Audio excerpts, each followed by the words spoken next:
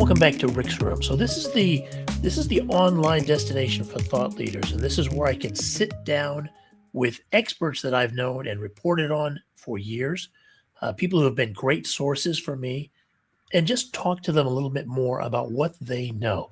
We never know exactly what we're going to come up with in the show, but it's always valuable, and it will always help you do a better job in your company. Now, this guest has been with us before, Michael Harris. He owns Genic Asset Management. He is a managing partner at Blackfin Group. Mike, thanks for being with us again. Hey, always a pleasure being here, and I'm glad to be here. I enjoy these, Rick. These are a lot of fun. I'm having a lot of fun too. And thank you for the last time, or maybe it was a time or two ago. You let me get really philosophical about how all the pieces fit together into BizDev. And that was great. But it struck me afterward that you've actually been on the ground leading those teams, building those cohesive units to accomplish those things. And so I wondered if you would go deeper into some of those things for us today. Well, Rick, I went down that philosophical road there with you last time, and it was a great conversation. I will say you're right. It'd probably be good to go and talk a little bit more pragmatically about the tools and the action items related to sales. So as you mentioned, Rick, last time we talked about having a vision, having a strategy with your team, being able to portray your culture to a prospective client, and talking about partnership. We talked about that as well. But there's a whole mix of tools behind this, as you know. I'm a little bit old school. I make sure that I have marketing decks available to me. You may want to speak to that in a minute, a little bit about that. But I'll have maybe a 7-pager if I'm doing a on-site presentation that kind of goes through all the tools in my toolbox. I'll have a shorter one, maybe a 2-pager, 3-pager. Again, these are PowerPoint decks that I maybe sending via email prior to me meeting with the prospect, that gives a flavor for what we might talk about. And the important aspect of these things is being able to make them scalable and being able to make them variable or adjustable, so you can make them speak to what you think the customer need is. So that's really important. And then along with other things, and I want to talk a little bit about in the back in the day, we used a lot of media where we still do. Use a lot of media as it related to branding and advertising and PR work, etc. So I'll maybe go into that a little bit. One of my favorite things about working with you and your team is you used to let me come to your company-wide meetings, so I could be like a fly on the wall and see. And what I loved about that, Mike, is that in those decks that you prepared, you laid out a cohesive vision for the team. And you would be surprised. Well, you probably wouldn't be surprised, but most people would be surprised at how many CEOs do not do that work. They delegate great, and they have a bunch of people, and they go out there and they research and they grab these decks, or they use AI, and they bring this back, and it's lifeless. But yours, you actually lined out the team, and I thought that was fantastic. Yeah, no, absolutely true. And you're a big part of building those out. From a perspective, myself as a leader, and then working in partnership with my team, to, again, being able to put that vision, again, culture, that strategy onto pages. And you're a big part of making that cohesive and being able to make it flow. So that's a really good point, Rick, in the sense of, again, being able to put your company culture onto a page and being able to express that in a written form. Again, I'm still a big fan. I use it today in my consulting company, using the marketing decks and using visual aids. Never a bad thing. And being able to speak to that when you're doing these types of presentations. But again, being able to adjust your messaging based on what you feel that the customer need is.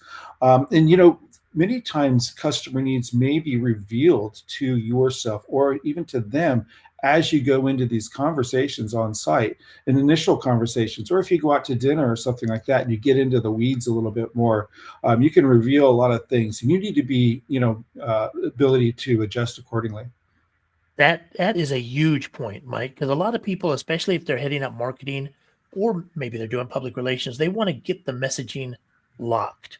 They want to lock that messaging so we can use it over. And I'm guilty of this too, because we want to make sure that everything we say about a company is pre-approved. It's what the company wants us to be saying.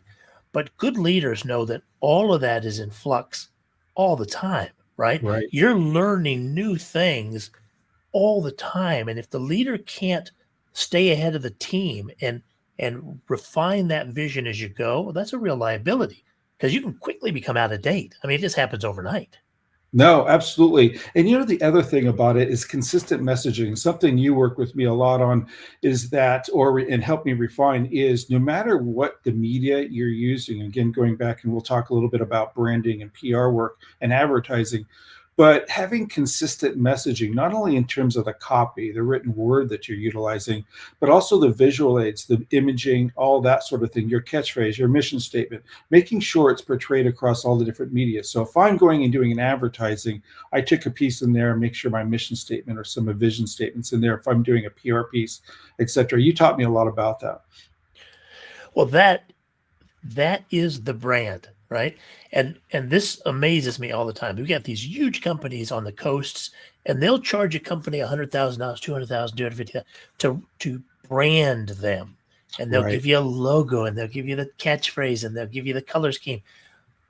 That's not the brand. The brand is what you consistently do in service to your customers, and sometimes those customers are internal, and sometimes they're external. And what you just described, telling the same story across multiple different formats, that is so critical to gaining traction quickly in anything you do, because you're telling the same story, and it quickly gets a piece of ownership of the people's mind that you want to do work with. And they aren't trying to figure out, well, is this something new? Is this the same company? Are they doing a new direction? Is this a pivot? What's going on? Right. Tell that same story. And you are a master of that. Now, let's get deeper into the weeds here. Structuring a team, putting the pieces together. There's probably a million different ways you can do it. How do you like to do it, Mike? Well, in the sense that being able to, make that messaging, I felt like I had to take ownership of that, and I really enjoyed it in the sense that as the leader and representing an organization and a team and a culture, I felt that I had to own that and become that. And it seems a little contrived, but I really enjoyed that aspect of it. And if I was going through halls at meetings or at conferences, etc., I wanted to own that. I wanted to be that brand. I wanted to be and represent that company as best as I possibly could. Now, accordingly with that, I would always have my people with me in terms of my partners in crime, the people that I work with. And, I always work in conjunction with my chief operating officer, the chief marketing officer, etc., salesperson, and work in concert with them as partners to go out and represent the company. So it was important to me that I always had my group with me and the company represented from different aspects. So it wasn't just the message coming from me, because I'm not that exciting. So making sure that when we met with people, particularly at conferences and even at different company meetings, making sure I had a united front and being able to have different representation, different voices. Again, we're all giving the same, or you hope so, you're giving the same consistent message about who you are, what your strategy and what your culture is. So that's always was really important to me. Yeah. Now, Mike, a lot of the things that we're talking about are past tense because we're remembering the fun of working together. But these are exactly the things that you share in your consulting business with companies today, aren't they?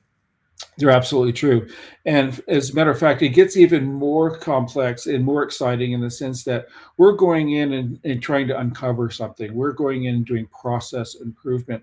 And what that takes is being able to have multiple people going into an organization and work with multiple people on your client side as a partner, again, to being able to look at their best practices and try to find any type of potential risks that they have. So it's important that you have a team going in there and having the right people in the room depending on the organization you're working with. So it is a united front just from a sales perspective, but not only from pragmatically from an operating perspective, going in and working with individuals and groups today as a consultant, if you will.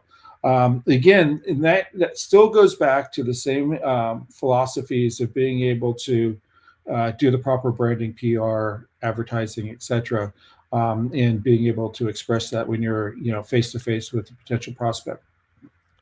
Yeah, I would argue that's the far easier part, because once you've got a leader with vision, preparing those key foundational documents that you need to spread that message out, that becomes fairly straightforward. The hard part is having a leader with vision that can do exactly what you just talked about, Mike, is pulling together that team within the company that can all get on the same page.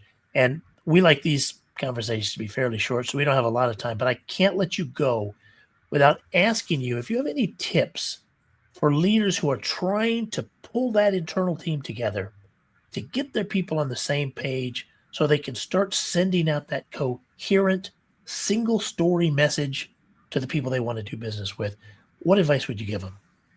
There's a couple of things, one is as you go in and you're working with as a group and you're working on the development of the organization internally, whether it be you're developing new products, enhancing existing products, etc., you're working as a team. But as you do that, you constantly reflect back and touch back to your mission statement, your vision statement.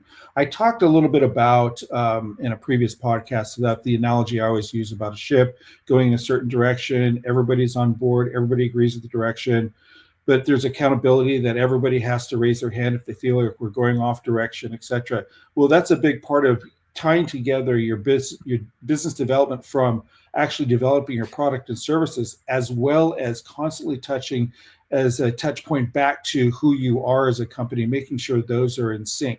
The other thing I wanted to mention, taking a step back, it's also important for you and your team to do research on your prospective client. And what I mean by that, that seems obvious, but not only just listening to what they're saying their needs are, but also going back and looking at the history of the company. How did they get there? Who are they are today? Maybe ask them who they want to be, but that gives you the bigger context of where they are today. Maybe you can help them, as opposed to just, hey, somebody comes to you say, I need this fixed. Well, how did you get to this point where you needed this fixed? And let's look at the history that got you there. That's a really important aspect. And you and your team can do that research in a think tank mentality and being able to uncover quite a few things. Oh, that's really, really good advice, Mike. And that convinces me I got to have you back, because I want to go deeper on that to get that 360 view of your environment.